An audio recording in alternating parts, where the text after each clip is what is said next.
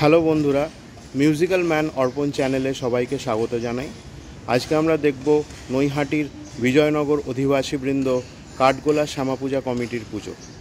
তো এই পুজোতে মণ্ডপের অসাধারণ গঠনশৈলী এবং আলোকসজ্জা যা আপনাদের দারুণভাবে মুগ্ধ করবে, এবং সেই আলোকসজ্জা ও প্রতিমার যে যুগলবন্দি তা আপনাদের সামনে তুলে ধরার চেষ্টা করব।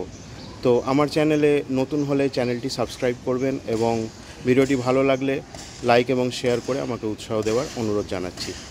অসংখ্য ধন্যবাদ। ভিডিওটি শেষ পর্যন্ত দেখতে থাকুন।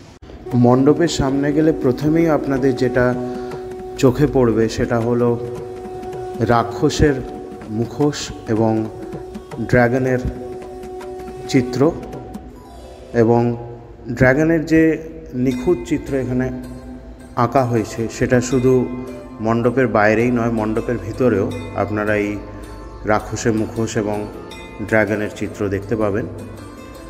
এবং তার সাথে অসাধারণ আলোকসজ্জা।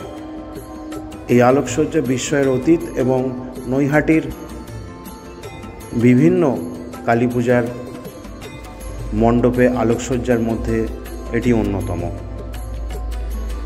এবং এই আলোকসজ্জার সাথে প্রতিমার সৌন্দর্যের যে যুগলবন্দি, যে সংমিশ্রণ, তা আপনাদের দারুণভাবে মুগ্ধ করবে।